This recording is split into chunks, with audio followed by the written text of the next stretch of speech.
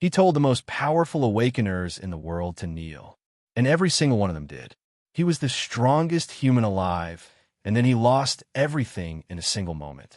Not to an enemy, not to a rival, to a choice he made willingly. And nobody, not one person in that world, understood why a man that powerful would throw it all away for someone else. That question is what this entire character is built on. His name is Kayden Break, and the moment you think you understand him, he does something that completely destroys that understanding. When we first meet him, he is trapped, not in a prison, not in a cage, in a cat, a fat, lazy, ridiculous-looking orange cat named Casimir, hiding inside the body of House Pet because his original body was destroyed, forced to survive in the most humiliating form imaginable. And yet, the first thing he does in that form is evaluate the boy who found him. Quietly, coldly, like a predator sizing up whether something is worth his time. That is Kayden Break in his purest form, reduced to nothing, and still calculating. The boy is Jiwoo, a kid with a power nobody takes seriously, the ability to sense and control electricity at micro levels, fast enough to perceive the world in slow motion. Kayden sees it immediately. What Jiwoo cannot see in himself, Kayden sees in 2 minutes. And what does this legendary, arrogant, insufferable man decide to do with that information? He stays. That is the part fans never stop talking about. Because Kayden Break had no reason to stay. He had no body, no allies, no resources. Every logical instinct a man like him carries should have said, find another host, find another way out, survive first. But something about this unpolished, kind-hearted kid who talks to stray cats and trips over his own feet made the most dangerous awakener in history decide to become a teacher. And nobody warned Jiwoo what kind of teacher he would be. The training Kayden designs is not gentle. It is not encouraging. It does not come with praise or patience or warm words. It comes with impossible demands delivered in a flat, bored tone, as if Jiwoo's pain is mildly inconvenient to witness. He pushes the boy past every reasonable limit, past exhaustion, past the point where Jiwoo's body should physically stop working. And when Jiwoo falls, Kayden does not rush to help him up. He tells him to get up himself. This is where viewers split into 2 camps. Some see cruelty, some see something else entirely. Because the readers who pay close attention, who watch what Kayden does when Jiwoo is not looking, they start to see the truth underneath the coldness. And what they find there changes everything. Every single time Jiwoo has been in real danger.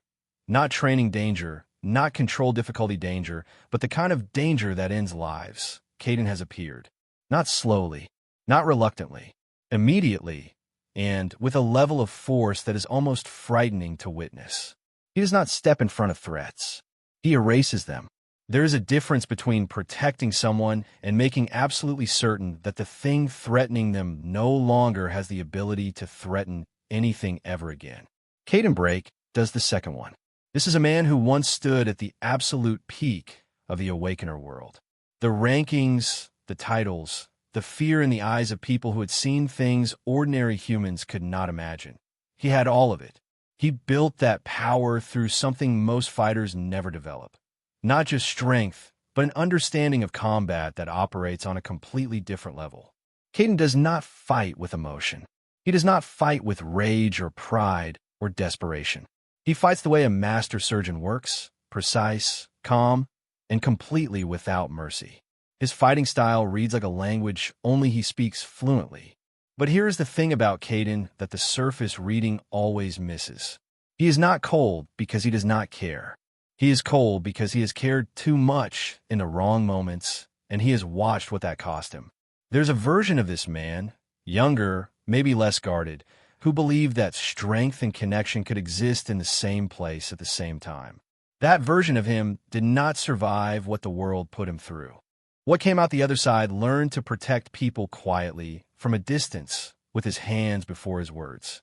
Speak to any ELECEED fan long enough, and they will eventually bring up the moment they stop seeing Kayden as just a minor character. It is not one single scene, it is a pattern. It is the way he deflects every genuine emotional moment with sarcasm. It is the way he critiques Jiwoo's technique for an hour and then, in one throwaway line, says something that reveals he has been watching that boy more carefully than anyone else in his life ever has. It is the gap between what he says and what he does. That gap is where the entire character lives.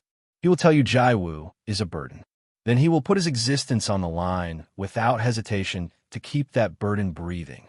He will complain about everything with the energy of a man who has been personally wronged by the universe. Then he will quietly make sure in the background that the people around him have what they need to survive it. This is not a contradiction. This is a man who decided, somewhere along the way, that caring was something you did with actions and not announcements. That love, if that is even a word you could apply to someone like Kayden Break, does not require acknowledgement to be real. And this is where most people stop paying attention. Don't. Because what he's becoming across this story is something far more interesting than a powerful mentor with a sharp tongue. He is changing, not dramatically, not in the way stories usually signal transformation. No moment of breakthrough, no emotional speech, no confession. Just small, almost invisible shifts. The sarcasm stays. The arrogance stays. But something underneath, it is slowly, quietly opening up. Like a door that has been locked so long the owner forgot he had the key, and then one day finds himself turning it without quite meaning to. Jiwoo does that to him, without trying, without even understanding that he is doing it. The fans who have followed ELECEED from the beginning will tell you that the relationship between these two characters is the spine of the entire story. Not the rankings, not the awakener politics, not even the escalating threats that keep raising the stakes. It is this one impossible, overwhelming, emotionally armored man slowly learning that the strength he built to survive does not have to be the only thing he is. That is the story underneath the story. And Kayden Break carries it like he carries everything else, without letting you see how much it weighs. The reason fans fear his ruthless side is not because it is violent. Power at that level is almost abstract. It stops registering as danger and starts registering as weather.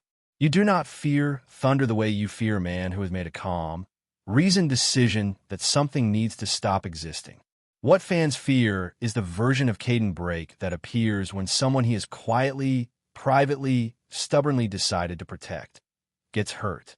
Because that version does not calculate. That version does not stay cold. That version moves like something ancient and absolute, and it does not stop until there is nothing left to threaten. You only see it for a moment, but that moment is enough to understand. This man has always been the most dangerous thing in any room he has ever walked into. He just usually chooses not to prove it. Usually. Here is the question this character leaves you with, and it is the one every ELECEED fan eventually has to sit with. If Kayden Break has always had the power to end anything that threatened the people he cares about, and he has always quietly, secretly cared far more than he admits, what is he actually waiting for? What is the moment that finally makes him stop holding back completely?